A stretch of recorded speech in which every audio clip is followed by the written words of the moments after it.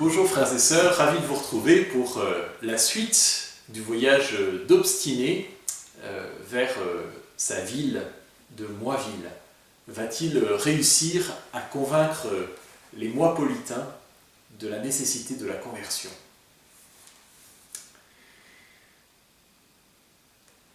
Le voyage du retour fut plus facile. Cette fois-ci, Obstiné profita bien davantage de la beauté de la nature. Les écailles lui étaient tombées des yeux et tout lui semblait admirable et lumineux. Il se souvint de ses amis de Toiville qui lui avaient parlé de Dieu et maintenant il le glorifiait. Combien il avait créé toutes choses de façon harmonieuse. Comme par un fait exprès, au fur et à mesure qu'il progressait, de mauvaises pensées lui vinrent à l'esprit. Comment allait-il être reçu à Moiville? Comment rencontrerait-il présomption? L'anxiété serra son cœur et tout devint difficile. Alors, il se réfugia de nouveau en Dieu. Il lui parla comme s'il était auprès de lui et demanda son aide. Cette conversation l'apaisa et l'aida à éviter les passages périlleux du chemin. Il descendit des torrents, traversa des ravins. Le soleil approchait de son coucher. Obstiné chercha partout du regard la grotte de l'Ancien. Il désirait tant le rencontrer. Ce n'est pas qu'il était soucieux de son gîte ou de son manger, son petit baluchon était plein. Ce qu'il voulait seulement, c'était le trouver, parler avec lui. « Montre-le-moi, mon Dieu, montre-le-moi », se dit-il. Avant même qu'il ait fini sa phrase, il vit au loin de la fumée. Tout à sa joie, il se mit à courir en sa direction. « Petit père! Petit père !» « Ah, bienvenue! Bienvenue !» Et ils se donnèrent une chaleureuse accolade. « Je vois que tu t'es bien débrouillé, dit l'ancien. J'ai souvent pensé à toi. Pour tarder ainsi, je me disais bien que tu avais dû trouver Toiville et t'y plaire. J'ai eu un peu de mal, tu sais, avec ce gros moi dont tu m'as dit qu'il fallait d'abord le rendre tout petit. Au début, ça n'a pas été facile. Et même encore maintenant, il faut sans arrêt que je veille sur moi-même. C'est le mieux que tu puisses faire.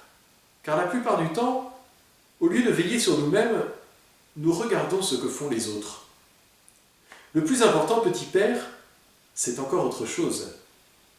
J'ai trouvé le vrai Dieu. Depuis que je l'ai connu, ma vie a changé. Je ne peux pas l'exprimer avec des paroles. Il n'y a pas besoin de paroles, mon enfant. En vérité, l'homme naît au moment où il connaît Dieu. Ceux qui ne croient pas sont les hommes les plus malheureux de la terre. Et ceux qui n'ont jamais entendu parler de Dieu, un jour, ils entendront. Quelqu'un leur en parlera. Je pense à mes compatriotes, ceux qui ont présomption pour déesse. Comment vais-je aller, moi, un petit enfant, révéler les choses à son encontre? Je suis vraiment rongé par l'angoisse. Ne sois pas inquiet. Je suis sûr que Dieu va t'illuminer et qu'il te montrera ce qu'il faut faire. Oui, je le pense aussi. Je ne ferai rien de moi-même, je lui confierai toutes choses. Attention, ici, il faut du discernement. Tiens, la voilà à nouveau, Madame Discernement. Pour finir, elle met son nez partout. L'ancien sourit. Elle fait très bien, tu sais, de mettre son nez partout. Nous, il faut que nous fassions ce que nous pouvons et que nous n'attendions pas tout de Dieu. De nous-mêmes, plusieurs fois, nous devrons humilier notre moi et demander de l'aide aux hommes. Puis, si rien n'est possible humainement parlant, alors nous devrons attendre que Dieu intervienne, une fois que nous lui aurons demandé de résoudre notre problème. Je vais te donner un exemple pour que tu comprennes. Supposons que le feu prenne autour de ta maison. Tu diras « Mon Dieu, aide-moi !» Mais tu vas aussi courir pour chercher de l'eau pour éteindre l'incendie. Tu appelleras également les voisins à l'aide. Lorsque finalement les hommes ne peuvent plus rien faire, Dieu voit la foi et la confiance que tu lui témoignes et il fait tomber une grosse pluie pour éteindre le feu. As-tu compris? J'ai compris, petit père. puisque je désire aider mes compatriotes, je dois faire ce que je peux, et ce que je ne peux pas, je le laisse à Dieu. Présomption, bien sûr, me persécutera sauvagement. Peut-être qu'elle me jettera en prison et que je n'en sortirai jamais. Elle est très puissante. N'aie peur de personne. Même l'homme le plus puissant, s'il reçoit la moindre gifle de Dieu, tu le vois s'écrouler par terre. Et même les fourmis peuvent le piétiner. Je ne peux pas imaginer que cela puisse arriver à présomption. Elle est très attentive à ne s'appuyer nulle part, à la manière de s'asseoir pour que sa robe ne se froisse pas. Impensable qu'elle tombe. Viens maintenant manger et te reposer. N'aie pas de mauvaises pensées et ne sois pas triste. Quand le problème avec ta reine se présentera, alors tu t'en occuperas. L'ancien apporta la nourriture frugale dont il disposait. Obstiné tira lui aussi de son petit sac les provisions que Madame Bonté lui avait préparées.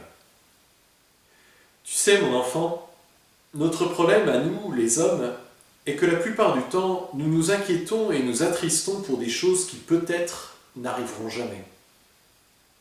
Obstiné l'écouta avec attention. Va, mange, je vais te raconter une histoire. Une fois, dans une maison, on célébrait un mariage. Les invités mangeaient joyeusement. Mais à un moment, il n'y avait plus de vin. Le maître de maison appela sa fille cadette, c'était l'aîné qui se mariait, et l'envoya à la cave pour chercher du vin. Il attendait. Quand donc va-t-elle revenir avec du vin ? Il commença à s'inquiéter qu'il ne soit arrivé quelque chose à sa fille. Il se leva, alla lui-même à la cave et la trouva en larmes. Il la prit dans ses bras. « Qu'as-tu, mon petit enfant ?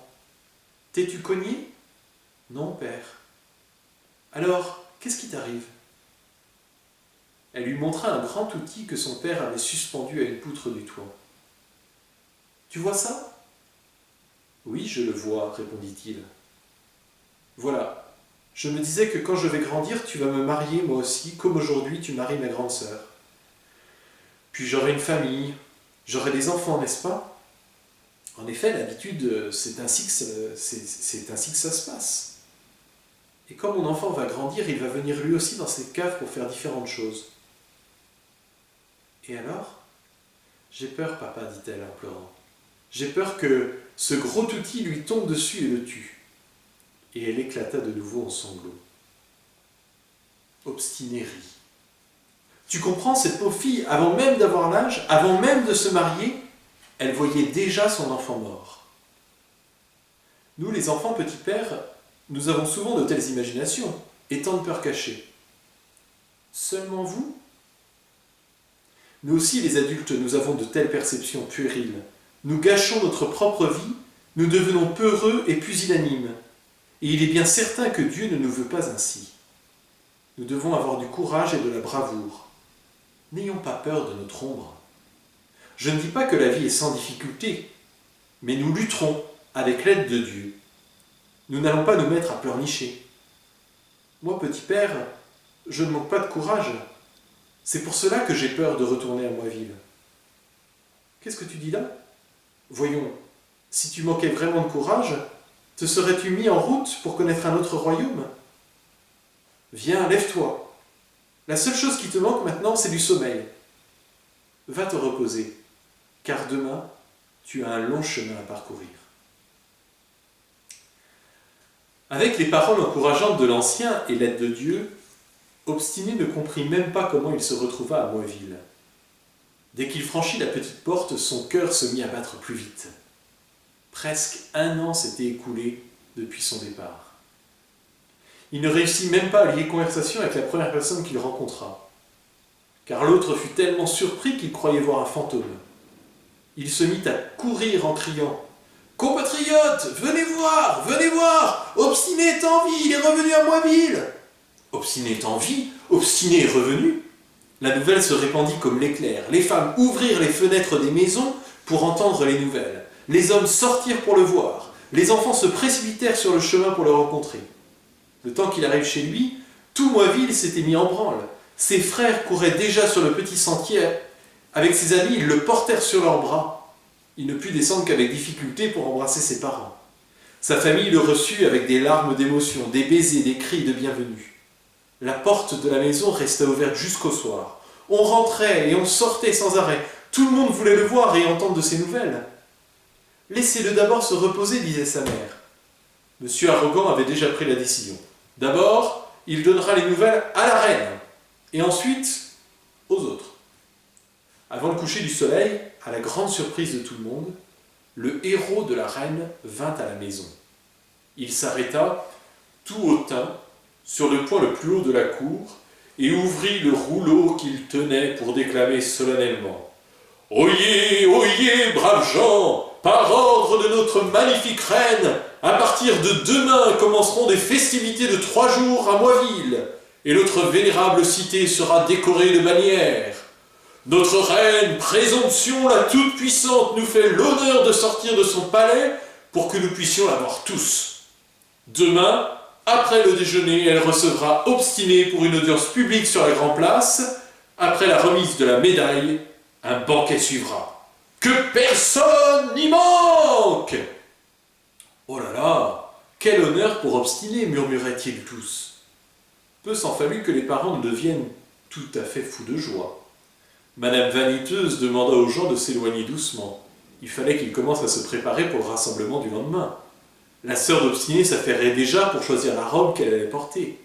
« Eh bien, Obstiné, tu as réussi tant bien que mal à devenir un héros, lui dit son frère orgueilleux.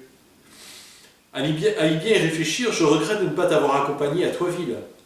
Je n'aurais jamais imaginé que Présomption te ferait de tels honneurs. Mais j'ai l'impression que tu n'es pas si heureux que ça. Je pense qu'un tel remue-ménage n'était pas nécessaire. Je serai allé demain au palais pour lui donner des nouvelles. » « Mais qu'est-ce que tu dis là? Tous les enfants t'envient? Que n'aurais-je fait moi-même pour être à ta place? Et moi de même? Comme tu as changé. Avant, tu serais devenu fou de recevoir de tels honneurs. Mon enfant, peut-être que tu ne te sens pas bien, s'inquiéta sa mère. Je n'ai jamais été aussi bien. Figure-toi que demain, tu seras proclamé le premier explorateur de Moiville. Notre déesse, la reine en personne, va te remettre une médaille. Pense à la joie que tu lui donneras à elle comme à nous au moment où nous entendrons tes exploits. Cependant, Obstiné redoutait cette heure. Il courba la tête, pensif, avant de murmurer. Vous allez d'abord écouter ce que j'ai à raconter, et vous verrez alors quel genre de festivités vont suivre. Le grand moment arriva. Moiville était paré de ses plus beaux fanions. Tout le monde était rassemblé sur la Grand Place.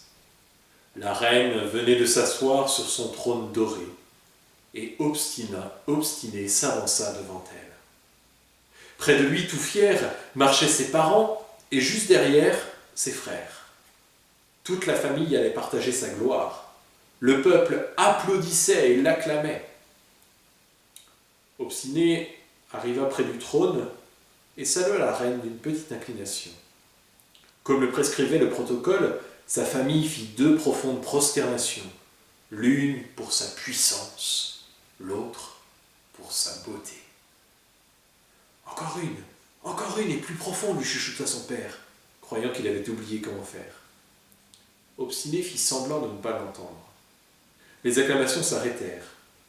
Tous avaient remarqué sa piètre salutation et attendaient la réaction de la reine. Présomption, quoique contrariée, ne lui fit pas de remarque. D'abord, pour montrer à ses sujets combien elle était magnanime envers les enfants, et ensuite pour ne pas gâcher cette fête qui lui avait coûté beaucoup d'argent et de temps. Elle lui fit signe de la main de s'approcher. Près d'elle, un courtisan tenait un petit coussin en velours avec la médaille dorée. Tous gardaient le silence. La reine allait parler. S'ils avaient pu, ils auraient même retenu leur respiration pour ne pas faire de bruit. Mais il y aurait eu alors le risque d'éclater et de faire ainsi un grand vacarme. En réalité, ils avaient appris à maîtriser jusqu'à leur souffle. Présomption se leva. Elle prit la médaille et la passa au cou d'Obstiné. Obstiné, fils d'Arrogant, par le courage que tu as montré en découvrant un royaume inconnu, tu as honoré Moiville. À partir d'aujourd'hui, tu as toi aussi le privilège de porter la médaille du Grand Moi. À présent, tu peux parler. Nous t'écoutons. Chers amis, j'imagine combien l'attente et le suspense sont insoutenables, mais nous nous retrouvons demain pour de nouvelles aventures. À demain.